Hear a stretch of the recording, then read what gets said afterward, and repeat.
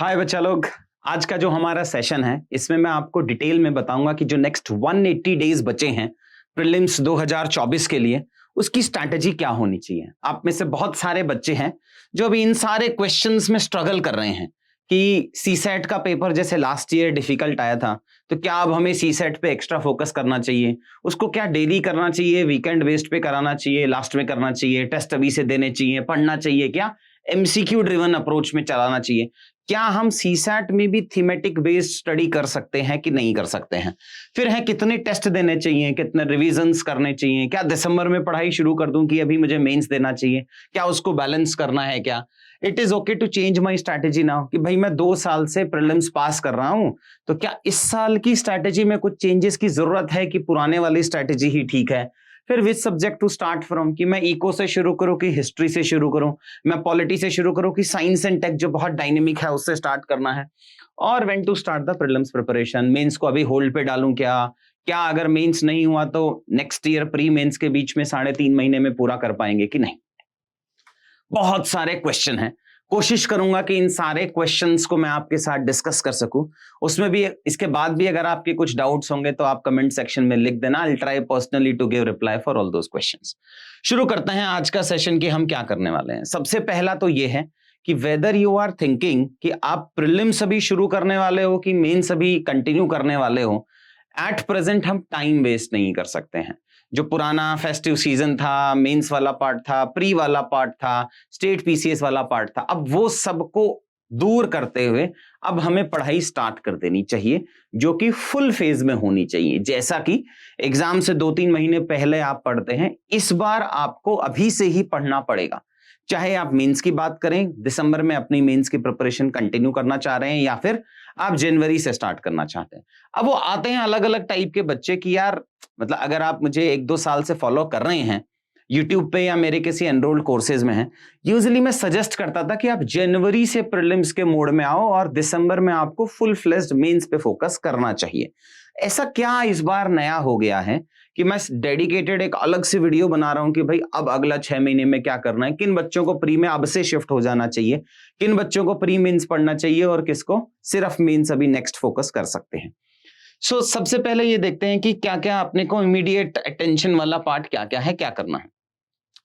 आपको कोई भी कैटेगरी के आप बच्चे हो, आज तक आपने प्रीलिम्स नहीं दिया है, 2-3 प्रीलिम्स दिए हैं, पास नहीं हुए हो, मेंस लिखा है तो अलग ही कहानी है, इंटरव्यू वाले बच्चे हो या सिलेक्टेड कैंडिडेट्स हो, अभी आपको ट्रांजिशनिंग शुरू कर देनी है प्रीलिम्स की तरफ। इसका मतलब ये बिल्कुल नहीं है कि आप आज से मेंस खत्म करके, ऑप्शनल खत्म करके, आंसर राइटिंग खत्म करके आप प्रीलिम्स के मोड में चले जाओ, लेकिन ये ट्रांजिशनिंग आपको अभी ही स्टार्ट कर देनी पड़ेगी। आपके वो सब्जेक्ट्स फोकस करने चाहिए जो प्री कम मेंस दोनों में रिलेवेंट है। मैं आगे बताऊंगा इंडिविजुअल सब्जेक्ट्स आप क्या क्या कर सकते हैं, वो पूरी स्ट्रैटेजी हम डिस्कस करेंगे। और प्रीलिम्स ओनली फोकस जो होना चाहिए वो आपका जनवरी में होना चाहिए। At present transitioning, when I से ट्रांजिशनिंग, इसका मतलब क्या होता है? इसका मतलब होता है वो सब्जेक्ट जो आपको GS1 में रिलेवेंट है, जैसे हिस्ट्री है, जैसे ज्योग्राफी है, या फिर पॉलिटी वाला पार्ट है। बिकॉज जो GS पेपर 3 है, प्रीलिम्स की इकोनॉमिक्स और मेंस की इकोनॉमिक्स दोनों अलग चीजें हैं। हार्डली एक क्वेश्चन आपको कॉमन मिलेगा मेंस में उसका। प्रीलिम्स की science and tech and mains का साइंस एंड टेक अलग है। इंटरनल सिक्योरिटी तो स्टैंड अलोन अलग है, उसका डिजास्टर मैनेजमेंट और प्री का डिजास्टर मैनेजमेंट या एनवायरमेंट टोटली अलग है ये। बट ये सेम सिनेरियो बाकी GS मेंस के पेपर्स में नहीं है। हमें ट्रांजिशनिंग यहां से शुरू कर देना है। अब क्वेश्चन आता है कि सर अभी से क्यों शुरू करना चाहिए हमें ट्रांजिशनिंग? क्योंकि जो लास्ट ईयर का पेपर था वो एलिमिनेशन एंड लिमिटेड नॉलेज से आप प्री पास कर सकते हैं, उस भ्रम को उसने तोड़ दिया कि अगर आपको पेपर पास करना है तो आपकी नॉलेज की डेप्थ बहुत अच्छी होनी चाहिए। अब वो एलिमिनेशन वाला पार्ट नहीं चलेगा। और क्या सीखा हमने लास्ट ईयर के पेपर से कि भाई स्टैटिक का सिग्निफिकेंस है। ऑल्दो करंट अफेयर्स का वेटेज लास्ट ईयर बढ़ा, 35-40 क्वेश्चन आए करंट अफेयर्स के, लेकिन स्टैटिक अगर हम बहुत अच्छे से कर लें जो कट ऑफ है 85 के आसपास की, वो हम इजीली क्रॉस कर सकते हैं। Improve the knowledge, static and current दोनों पे फोकस करो थोड़ा, बट स्टैटिक मेजरली। जो मेन फंडामेंटल सब्जेक्ट्स हैं आपके जो स्टैटिक में आते हैं वो बहुत स्ट्रॉन्ग करने हैं। करंट कभी भी वेरिएबल हो सकता है बट स्टैटिक हमेशा रहता है हमारा। फिर strengthening the weak subjects that you have, subjects को मैं डिवाइड किया है, आगे बताऊंगा कि जो आपके कमजोर सब्जेक्ट्स हैं लेकिन एग्जाम के लिए बहुत रेलेवेंट है, उस पे आपको फोकस करना पड़ेगा। एनालिटिकल एबिलिटीज लानी है एटसेट्रा, कुछ कुछ आंसर राइटिंग के पार्ट्स आपको अभी भी कंटिन्यू करने हैं, और अप्लाइड नॉलेज। कुछ चेंज सिनेरियो हो गए हैं इस साल में ये सब, जिसकी वजह से आपको अभी चेंज करना चाहिए। फिर क्वेश्चन आता है कि ये जो मैं अभी समझा रहा था कि अभी इतना जल्दी में ऐसा क्या हो गया है, तो सबसे पहला तो आता है भैया डीपर नॉलेज चाहिए अभी हमारे को। अभी एट प्रेजेंट अगर मुझे पूरा नहीं आता है, क्वेश्चन के तीनों स्टेटमेंट के बारे में नहीं पता है, तो मैं उस क्वेश्चन को 100% करेक्ट नहीं कर पाऊंगा। वो जो 58-60 क्वेश्चन असर्शन, रीजनिंग और ओनली 1, ओनली 2, ओनली 3 वाले आए थे, उनको सॉल्व करने के लिए अब आपको नॉलेज गेम आ गया है। ये एलिमिनेशन वाली कहानी अब खत्म हो गई है। सेकंड आ गया है एक्सपेंडेड नॉलेज, कुछ न्यू थीम्स आई हैं, ज्योग्राफिकल लोकेशंस हैं, इंटरनेशनल रिलेशंस वाला पार्ट है, कुछ गवर्नमेंट इनिशिएटिव्स वापस इस बार 2016-17 में पूछता था गवर्नमेंट इनिशिएटिव्स, वापस से गवर्नमेंट, ज्योग्राफी में मिनरल्स वाले क्वेश्चन हैं। सीसेट की कॉम्प्लेक्सिटी अचानक से बढ़ गई है, and I will not be surprise अगर इस बार का सीसेट का पेपर पिछली बार के 23 से और डिफिकल्ट भी आ जाएगा, तब भी कोई हैरानी की बात नहीं होगी हमारे लिए। सो सीसेट की कॉम्प्लेक्सिटी बढ़ गई है, तो आपको अब प्रैक्टिस टाइम देना पड़ेगा। अब सीधा even you come from a background of IIT और आईएम, आप सीधा एग्जाम में बैठ के सीसेट की परीक्षा नहीं ले सकते हो, तो आपको उसको एक्स्ट्रा टाइम देना है। करंट का वेटेज इस बार बढ़ा था, अगर हम देखें तो करीब करीब 35-40 क्वेश्चन आए थे करंट अफेयर्स के। वेटेज करंट अफेयर्स का इंक्रीज हुआ है बिकॉज ये जो हम देख रहे हैं आईआर में, ज्योग्राफिकल लोकेशन, ये सब करंट के ही क्वेश्चंस आए थे, करंट अप्लाइड हैं, क्योंकि इतनी सारी चीजें हैं जो स्टैटिक में है, सब तो नहीं पढ़ सकते हैं। तो जो करंट न्यूज में चल रहा है वहां से उठा के पूछ लेता है। जैसे प्रिजन रिफॉर्म्स, प्रिजन न्यूज था, कमिटी सेटअप हुआ था, सुप्रीम कोर्ट जजमेंट आया था, तो प्रिजन से रिलेटेड क्वेश्चंस आ गए थे। फिर adequate time to revise for better recall, 4 से 5 बार आपको रिवाइज करना पड़ेगा अगर आपको पेपर को कंफर्टेबली पास करना है तो। फिर आता है उन सारे बच्चों के लिए कि जिन्होंने प्रीलिम्स पहले दिया है या जिन्होंने प्रीलिम्स पहले नहीं दिया है, उनको क्या क्या करना चाहिए। अगर आपने प्रीलिम्स पहले दिया है तो 2 ही सिनेरियो हुए होंगे आपके पास। या तो आपको लगा होगा कि यार नॉलेज ही नहीं है मेरे पास, नॉलेज डेफिसिट का प्रॉब्लम है। दूसरा वो बच्चा होगा जिसको नॉलेज तो है बट स्टिल एग्जाम में कुछ गड़बड़ हो गया। दोनों की अलग अलग स्ट्रैटेजी चलेगी। पहले ये समझ लेते हैं कि अगर नॉलेज डेफिसिट वाला बच्चा है तो क्या करना है 6 महीने, और अगर ये वाला बच्चा है तो क्या करना है 6 महीने। अगर नॉलेज डेफिसिट वाला बच्चा है सो आपको एक्स्ट्रा पढ़ना है, वो हमें पता है। फिर देन इट कम्स कि भाई कौन से सब्जेक्ट पढ़ूं मैं। 7-8 सब्जेक्ट हैं, प्रायोरिटी ऑर्डर क्या होना चाहिए। आपको इको पढ़ना है, पॉलिटी पढ़ना है, हिस्ट्री में मॉडर्न वाला जो मिडिवल हिस्ट्री का कंपोनेंट है ना, उसको आप लीस्ट प्रायोरिटी दीजिएगा। क्यों? बिकॉज कॉस्ट बेनिफिट में वो लास्ट में आता है। अगर 3-4 क्वेश्चन आ रहे हैं तो जितना आपको उसके लिए पढ़ना है और जितना उसको एग्जाम में कन्वर्ट कर पाएंगे वो रेशियो बहुत कम है। सो हिस्ट्री में आप एंशिएंट वाला पार्ट पढ़ सकते हैं, मॉडर्न वाला हाईएस्ट प्रायोरिटी, लेकिन मिडिवल वाले पार्ट को आप कम प्रायोरिटी देना। सो इकोनॉमिक्स, पॉलिटी एंड हिस्ट्री का वो कंपोनेंट सीसेट, ये सब मिला के 50% आपके क्वेश्चंस कवर हो जाएंगे। आप इसमें आईआर और ऐड कर देंगे तो डेफिनेटली, मैपिंग और आईआर ऐड कर दो तो हमारे ये थीम्स हो जाएंगे। देखो प्री की प्रिपरेशन अब आप पहले जैसा नहीं कर सकते हैं कि मुझे सारे सब्जेक्ट्स पढ़ने हैं और हर सब्जेक्ट का सारा रिलेवेंट पार्ट पढ़ना है। नहीं भाई, हमें थीम्स आइडेंटिफाई करनी पड़ेंगी। जैसे आप लोग मेंस में थीम्स आइडेंटिफाई करते हो, इंक्लूसिव ग्रोथ पे एक क्वेश्चन आना ही आना है, एग्रीकल्चर के क्रॉप्स वाले पे एक क्वेश्चन आना ही आना है, एजुकेशन पे एक क्वेश्चन आना ही आना है, वैसे ही अब हमें प्री में थीम्स आइडेंटिफाई करने पड़ेंगे कि ये वो सारी थीम्स हैं 170-100, हमने उन थीम्स की लिस्ट बनाई है। आप इसी वीडियो के डिस्क्रिप्शन में अगर आप देखेंगे तो हमने वो थीम्स की कुछ लिस्टिंग मैं आपको प्रोवाइड कराऊंगा। जैसे इकोनॉमिक्स वाला मैं इसी में ही शेयर कर दूंगा, टीम बाकी सारे सब्जेक्ट की थीम्स बना रही हैं। सो अगर आपको बाकी सारी थीम्स डाउनलोड करनी है तो आप इसी वीडियो में 3-4 दिन बाद आ जाना। इसके डिस्क्रिप्शन में आपको एक सारे थीम्स की लिस्ट मिल जाएंगी। उन थीम्स के सामने मैंने चेकलिस्ट बनाया है कि क्या आप वो थीम्स कवर कर रहे हैं कि नहीं। वो ही मोस्ट इंपॉर्टेंट थीम्स हैं जो एग्जाम में पिछले 10 साल में रिपीटेटिवली पूछा है। हमें वो जो जीएस की वो 170-180 थीम्स हैं स्टैटिक की, अगर वो 170 180 थीम्स आप कंप्लीट कर लेते हैं, इसका मतलब हम 90 95 मार्क्स इजीली ला सकते हैं। अब आप सब कवर नहीं कर सकते हैं प्रीलिम्स में, ये स्ट्रैटेजी मेंस में काम की है। जैसे मेंस में क्वालिटी एनरिचमेंट प्रोग्राम या कोई और जो मेरा इनिशिएटिव है, उन सब में हम थीम बेस्ड ही जाते हैं। सेम अब स्ट्रैटेजी आपको प्रीलिम्स में वही सेम स्ट्रैटेजी लेके आना पड़ेगा। फिर अगर नॉलेज तो है लेकिन फिर भी गड़बड़ जा रहा है, तो कुछ बच्चों को कुछ मेंटल हेल्थ के इश्यू आ रहे हैं, टेंशन है, बहुत पढ़ता है यार बच्चा। आप अगर ओल्ड राजेंद्र नगर में देखोगे, ऐसा कोई भी बच्चा नहीं है जो जानबूझ के टाइम वेस्ट कर रहा है या जानबूझ के पेपर पास नहीं करना चाह रहा है। एफर्ट्स वो पूरे डाल रहे हैं। हो सकता है आपके लिए 12 घंटे अच्छा एफर्ट हो और किसी और बच्चे के लिए 6 घंटे का एफर्ट इनफ हो। क्यों? बिकॉज उसको और भी बहुत सारे काम है, जॉब कर रहा है, घर पे सस्टेन करना है, ट्यूशन दे रहा है, फाइनेंशियल इंडिपेंडेंस चाहिए। सो बच्चा एफर्ट पूरा पूरा डालता है, बट वो पूरा एफर्ट अगर डायरेक्शन सही नहीं है तो रिजल्ट नहीं आता, और कंटिन्यूअसली रिजल्ट नहीं आएगा आपके 100% रिजल्ट के बाद, तो फिर ये एंजाइटी, पैनिक, ये सारे इश्यूज आ जाते हैं। कुछ बच्चा ऐसा होता है जो ओवर कॉन्फिडेंस में रहता है। अगर आप इवेलुएट नहीं करेंगे, कंपेयर नहीं करेंगे अपने आंसर्स को, तो वो ओवर कॉन्फिडेंस वाला पार्ट भी आ जाता है इसमें। यूजुअली ये कुछ कुछ ऑनलाइन स्टूडेंट्स को होता है बिकॉज उनके पास कंपैरिजन को कोई बेंचमार्क नहीं है। और तीसरा होता है स्ट्रैटेजी में कुछ चेंज करने की जरूरत है। सो अगर गलत स्ट्रैटेजी हमने अडॉप्ट कर दी, ये 2-3 फैक्टर्स हैं कि आपके पास नॉलेज बहुत अच्छा है बट स्टिल प्री पास नहीं हो पा रहा है। अकॉर्डिंगली हमें इनके अलग अलग सॉल्यूशंस निकाल के लाने पड़ेंगे। अब मैं आता हूं आपके पास कि अगर फर्स्ट अटेम्प्ट का बच्चा है तो क्या स्ट्रैटेजी है, सेकंड थर्ड का बच्चा है तो क्या स्ट्रैटेजी है। सो ये वीडियो जो है ये अगर आप एंड में लास्ट में मैं कवर कराऊंगा कि अब इन जनरल 6 मंथ्स की स्टेप बाय स्टेप क्या करना। अब मैं इंडिविजुअल पे आता हूं फर्स्ट स्टेप वाले के लिए। सो जो बच्चा फर्स्ट अटेम्प्ट में है उसके लिए क्या करना है, उसको how to achieve your inner motivation. सबसे पहले तो मोटिवेशन पे फोकस करना है।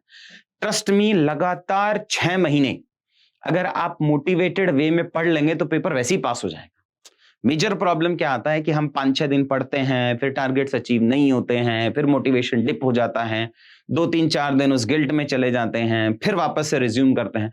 मतलब 50% प्रोडक्टिविटी और 50% एफिशिएंसी पे आप काम कर रहे हैं। सबसे पहला काम है आपका मोटिवेशन। और मोटिवेशन, ट्रस्ट मी, जो सबसे लॉन्ग लास्टिंग मोटिवेशन है वो आता है डिसिप्लिन से। So, अगर आप डिसिप्लिन तरीके से पढ़ पाएंगे तो motivation is an outcome of that discipline. आप एन नंबर ऑफ तरीके से मोटिवेशन ले सकते हैं, उसमें से सबसे सस्टेनेबल वे है डिसिप्लिन का तरीका। वहां से लाएंगे आइडेंटिफाई योर एम। ये सब डिफिकल्ट क्वेश्चंस हैं यार। अब ज्यादातर अपन लोग इंजीनियर्स हैं, जैसे I come from the engineering background, हम लोग क्या करते हैं, इन सब क्वेश्चंस में घुसना ही नहीं है अपने को। एम ऑफ लॉ सब बाद में देखेंगे, पहले पेपर पास हो जाए, बट ऐसा होता नहीं। अगर आप फर्स्ट अटेम्प्ट के बच्चे हैं, आपको सबसे पहले सीएससी में आना क्यों है, that becomes the most important question. अगर हमने ये आइडेंटिफाई कर लिया तो 5-6 महीने का मोटिवेशन तो इस क्वेश्चन के सॉल्यूशन से ही मिल जाएगा आपको। फिर read about your role models. अब देखो सोशल मीडिया में बहुत सारे टॉपर्स आए हैं, बहुत सारे टॉपर्स ठीक बोलते हैं, बहुत सारे टॉपर्स ठीक नहीं बोलते हैं। जैसा कोचिंग इंस्टीट्यूट्स में भी देखा होगा आपने, बहुत सारे टीचर ठीक हैं, बहुत ठीक नहीं है, सिर्फ ज्ञान देते हैं, सिर्फ ज्ञान नहीं देते हैं, कुछ पढ़ाते हैं, कुछ नहीं पढ़ाते हैं, अलग अलग कंपोनेंट्स हैं। सो आपको अपने रोल मॉडल सही आइडेंटिफाई करने पड़ेंगे। वो इन सर्विस में अभी वाले जो फ्रेश सेलेक्टेड कैंडिडेट्स हैं वो हो सकते हैं, 2010, 12, 13 बैच के हो सकते हैं, कोई भी हो सकते हैं। बट अगर आप आइडेंटिफाई कर लेंगे रोल मॉडल्स को और उनके बारे में पढ़ेंगे, what is the good impact which they have created in society. देखो डिस्ट्रिक्ट कलेक्टर बनना या आईएएस बनना, 5000 आईएएस हैं, बट आप तो 8, 10, 15 से ज्यादा के नाम नहीं जानते हैं। सो उन्होंने क्या अच्छा काम किया है, क्या फील्ड में इंपैक्ट किया, क्या चेंजेस किए हैं उन्होंने, अगर वो आप पढ़ेंगे तो आपका मोटिवेशन और लॉन्ग लास्टिंग होगा। नेक्स्ट आता है role of your habits, discipline in motivation building. Usually मैं बच्चों को सजेस्ट करता हूं कि भाई आपका प्रीलिम्स का एग्जाम सुबह होने वाला है, सेकंड सीसेट आफ्टरनून में होने वाला है। सो आप वो हैबिट्स इनकलकेट करो जो आपके इस शेड्यूल को फॉलो करती हो। आपको अगर वॉक कर रही हैं तो वो ऐसा नहीं है कि आप रात को वॉक नहीं कर सकते हैं, 2 से 4 बजे तक कर सकते हैं। बट यूजुअली मैं सजेस्ट करता हूं कि जो प्री और मेंस में जो शेड्यूल रहने वाला है आप उसी को फॉलो करो, उसी के हिसाब की आपको हैबिट्स इनकलकेट करनी है। देखिए आपकी जो मेंटल हेल्थ है या जो फिजिकल हेल्थ है, ये दोनों कनेक्टेड रहते हैं एक दूसरे के साथ में। सो अगर आपकी फिजिकल हेल्थ अच्छी नहीं है तो आपकी मेंटल हेल्थ अच्छी नहीं होगी, और अगर मेंटल हेल्थ अच्छी नहीं है तो मोटिवेशन वाला क्वेश्चन तो भूल जाओ। बहुत सारे बच्चे हैं आजकल जिनको ये इश्यू होता है कि आप जा रहे हैं सर मोटिवेशन नहीं है, 3 पढ़ते हैं फिर 1-2 दिन का खराब हो जाता है। ये फोरमोस्ट इंपॉर्टेंट पार्ट है आपका नेक्स्ट 180 डेज के शेड्यूल में। नेक्स्ट आता है setting your daily schedule. Schedule क्या बनाना है, तो ब्रॉडली मैंने आपको सजेस्ट किया है फ्रेश बच्चे के लिए कि शेड्यूल क्या करना है।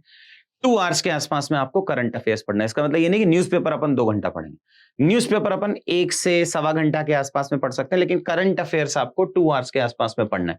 अगर आप करंट अफेयर्स न्यूज़पेपर से पढ़ रहे हैं, फिर भी आप एक मंथली मैगजीन को फॉलो कर सकते हैं। एटलीस्ट उसका इंडेक्स निकाल के आप देख लेना कि ये पार्ट आप कवर कर रहे हैं कि ये पार्ट आप कवर नहीं कर रहे हैं।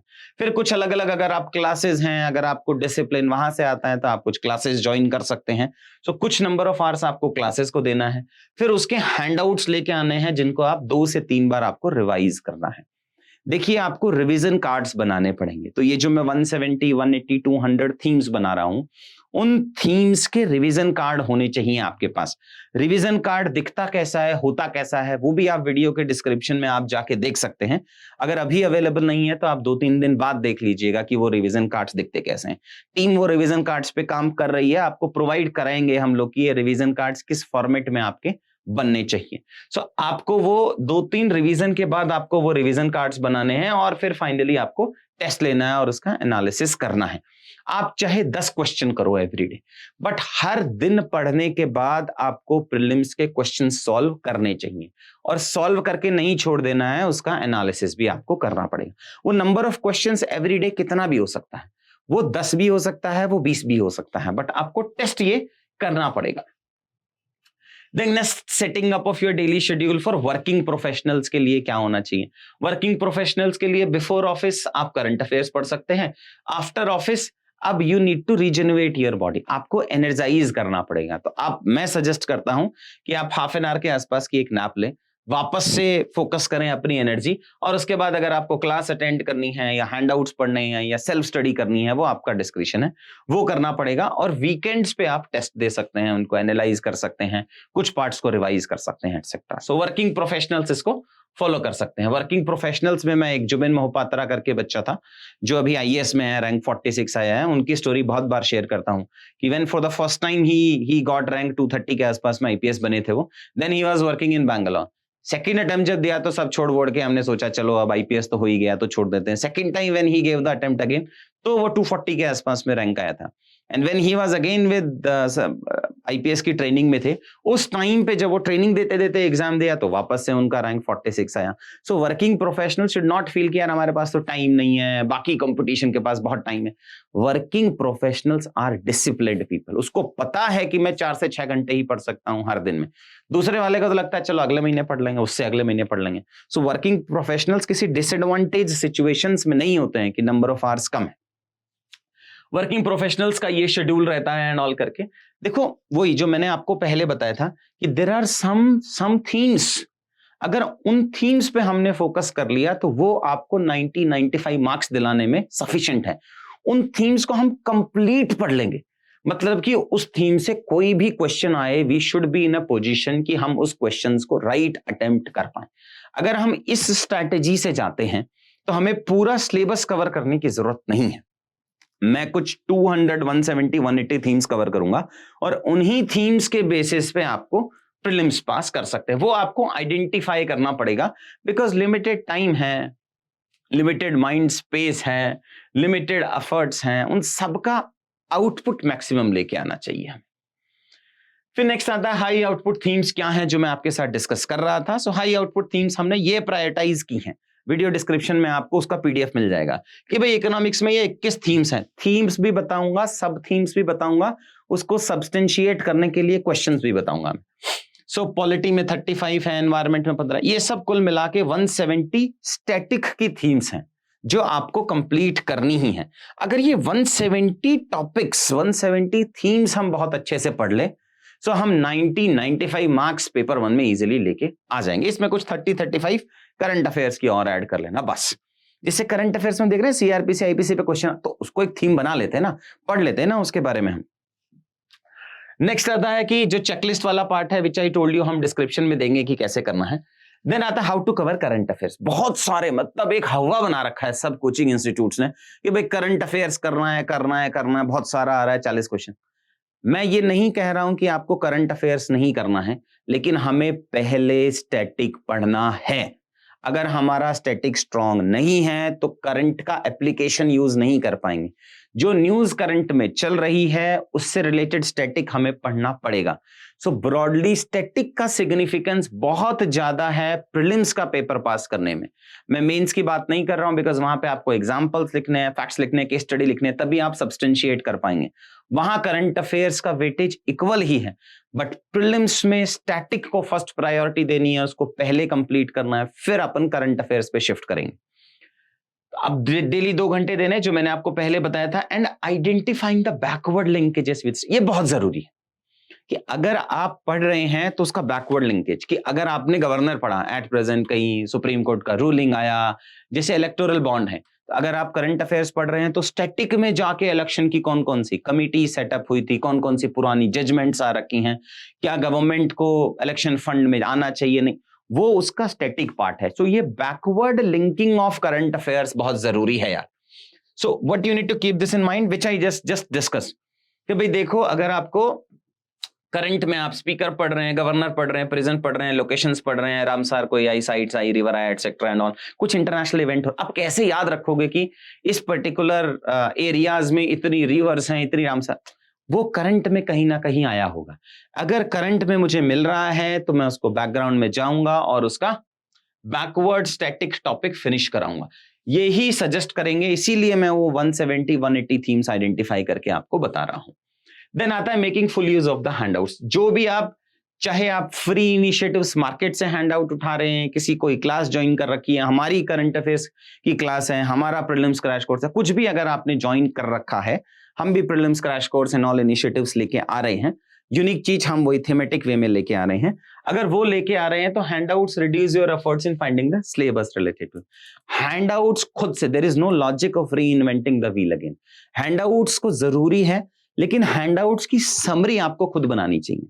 आप कहीं से भी हैंडआउट पढ़ रहे हैं, जब तक आप उसकी समरी नोट्स नहीं बनाएंगे तब तक आपने उन हैंडआउट्स को ओन नहीं किया है।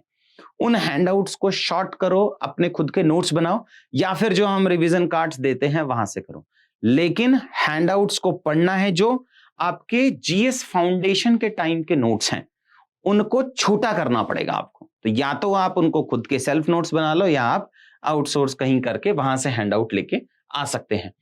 बिकॉज सेम हैंडआउट्स को अगर आप मल्टीपल टाइम्स रिवाइज करोगे तो आपका रिटेंशन बढ़ेगा। देखिए, ये प्रीलिम्स के एग्जाम में कट ऑफ 45% जा रही है बस। आप समझ रहे हो 45% कितना? आप अपने स्कूल डेज याद करो, कॉलेज डेज याद करो, और देखो कि 45% कितना कम होता है। यहां वो 45% लाना भी मुश्किल हो रहा है। क्यों हो रहा है? बिकॉज वो सिलेबस इतना वाइड है और हम सब पढ़ने की कोशिश कर रहे हैं।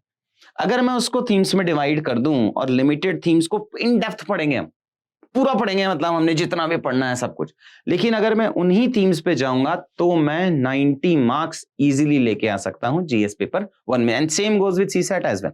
आप सीसेट में भी सेम ही अप्लाई कर सकते हैं। मतलब हमें क्यों ही 80 क्वेश्चन? बिकॉज आप 80 क्वेश्चन तो एग्जाम में अटेम्प्ट भी नहीं कर सकते, इतना तो टाइम ही नहीं होता। आप हार्डली 35-40 क्वेश्चन ही अटेम्प्ट कर पाते हो। जिन बच्चों ने 2023 सीसेट दिया था उन्हें पता है कि 35-40 क्वेश्चन अटेम्प्ट करना सीसेट में कितना मुश्किल था। तो हम वो थीम्स आइडेंटिफाई कर लेते हैं जो इन मैक्सिमम 50 क्वेश्चंस के बारे में रिलेट होती हैं, उसमें से 35 अटेम्प्ट करके आएंगे।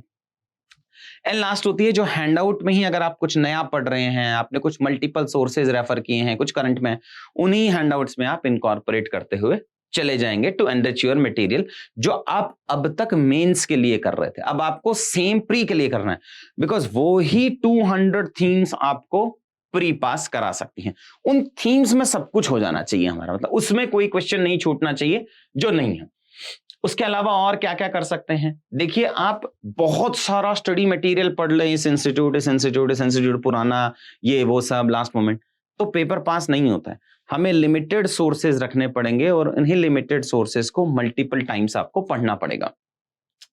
Try to restrict your reading materials as less as possible, but वो उसमें सब होना चाहिए, मतलब वो इंक्लूसिव मटेरियल होना चाहिए। हम ऐसा नहीं सोच सकते हैं कि अच्छा ठीक है इस इंस्टीट्यूट के नोट्स पढ़ा लिए और मैं इसी को पढ़ूंगा, इसके आसपास और दाएं बाएं में नहीं जाऊंगा, वो अपने को नहीं करना है।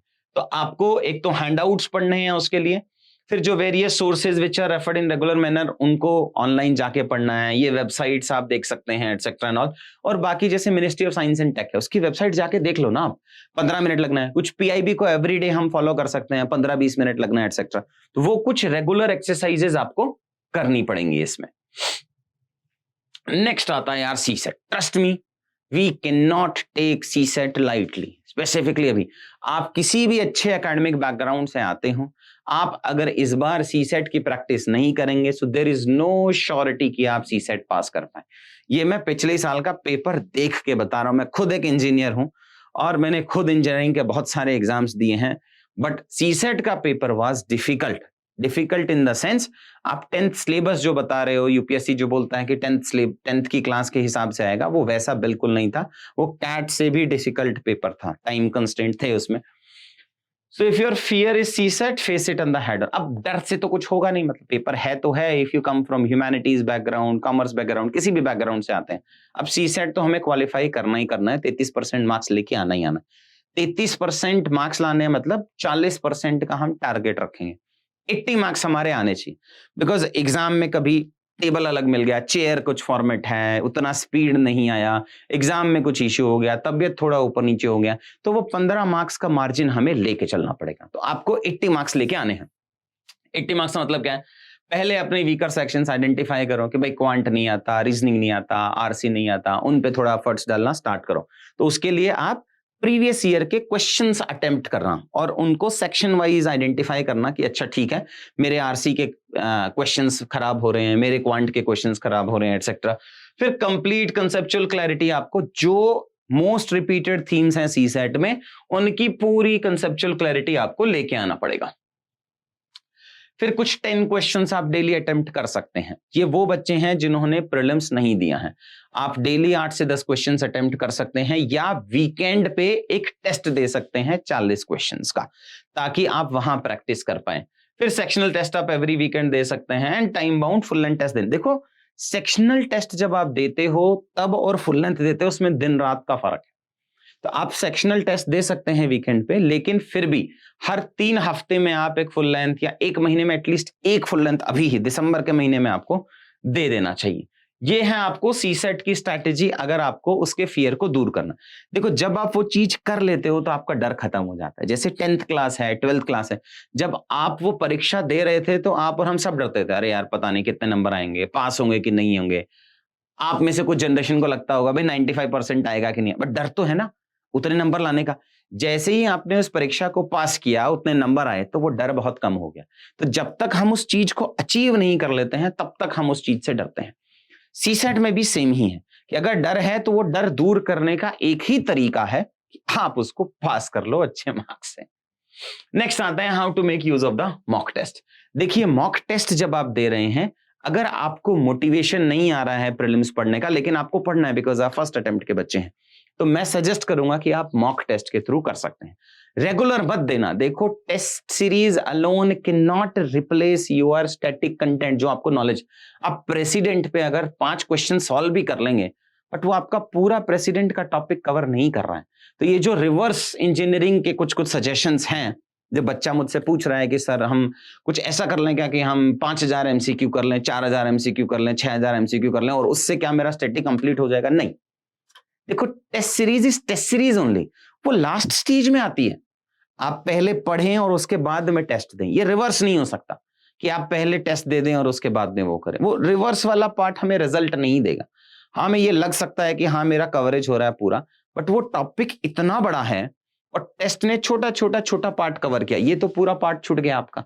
सो test series should ideally be once you have completed that particular subject. Knowledge के बाद लेके जाएंगे आप।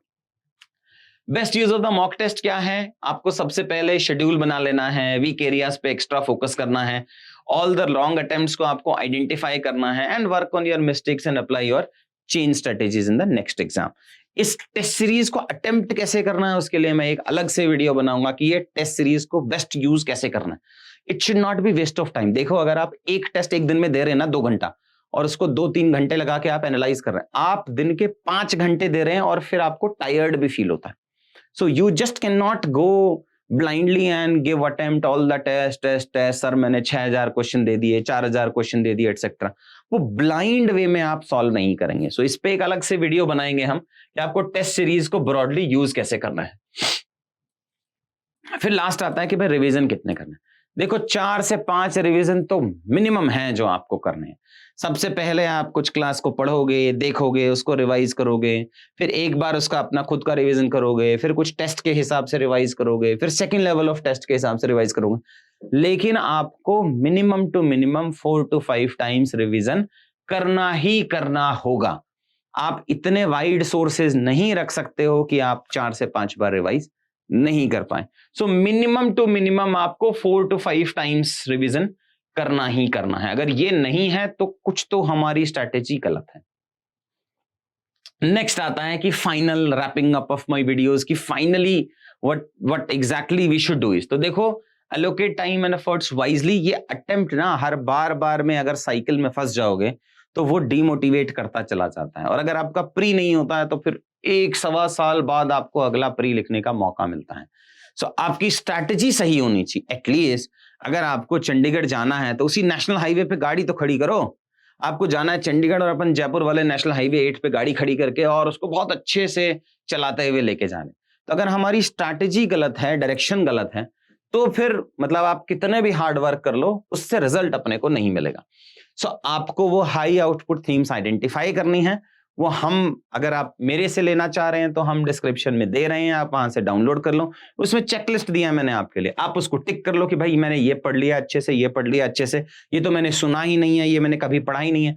तो वो हाई आउटपुट थीम्स पे आपको पूरा फोकस करना है। Second, current affairs is your best buddy for static subjects also.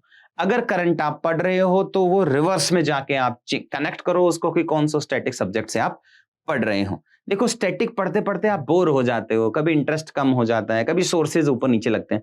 Current से वो बेनिफिट मिलता है कि डायनेमिक है, पढ़ने का मन करता है, हर दिन कुछ नया टॉपिक पढ़ रहे हैं। सो उस टॉपिक को पढ़ो प्लस उसको रिवर्स में ले जाके स्टैटिक में ले जाओ। देन है do not ignore CSAT. ना वो तो पॉसिबिलिटी नहीं है। I think I have broadly covered कि यार ये तो आप पॉसिबल नहीं कर सकते। फिर करंट अफेयर्स का वेटेज कितना है? 40% है। इग्नोर नहीं कर सकते हो आप करंट अफेयर्स को, बट क्या आप करंट को स्टैटिक से ज्यादा फोकस कर सकते हो क्या? नहीं यार, because current derived static and static दोनों मिला के 70-75% का वेटेज है, और पेपर पास करने के लिए सिर्फ 45% हमें चाहिए। And last but not the least, practice and revision test. आपको उन मोस्ट इंपॉर्टेंट थीम्स के जितने क्वेश्चन सॉल्व कर पाए उतने कर लेना। आप क्या सारे सब्जेक्ट्स का सारे टेस्ट कवर करें क्या? नहीं, लेकिन मोस्ट रिपीटेड थीम्स के आप और ज्यादा क्वेश्चन सॉल्व करें, हाँ, बिकॉज उन थीम्स को आपको प्रायोरिटी रख के उन्हीं पे ज्यादा क्वेश्चन सॉल्व करने हैं। फुल लेंथ का सिग्निफिकेंस है। मई के महीने को आप बचा के रखना, ऐसा मत सोचना कि मई में आप कुछ नया पढ़ लेंगे, बिकॉज मई में आपको फुल लेंथ टेस्ट बहुत सारे देने हैं। एक फुल लेंथ टेस्ट और सेक्शनल टेस्ट में जमीन आसमान का फर्क होता है एक्यूरेसी के हिसाब से, स्टूडेंट पर्सपेक्टिव से। सो मई का पूरा महीना आप फुल लेंथ टेस्ट को देंगे। आई थिंक ब्रॉडली मैंने कवर किया है अभी कि आप अगर फर्स्ट अटेम्प्टर बच्चे हैं, सेकंड है एंड ऑल है तो क्या करेंगे। नेक्स्ट वीडियो में मैं कवर करूंगा कि भाई ये जो टेस्ट सीरीज हैं उन टेस्ट सीरीज को कितना प्रायोरिटी देना चाहिए, कौन कौन सी टेस्ट सीरीज कवर कर सकते हैं, टेस्ट अटेम्प्ट करने के बाद क्या करना चाहिए, उसको रिवाइज कैसे करेंगे and everything. So next video में मिलते हैं। आप डिस्क्रिप्शन से जाके मोस्ट रिपीटेड थीम्स डाउनलोड कर सकते हैं। Thank you so much.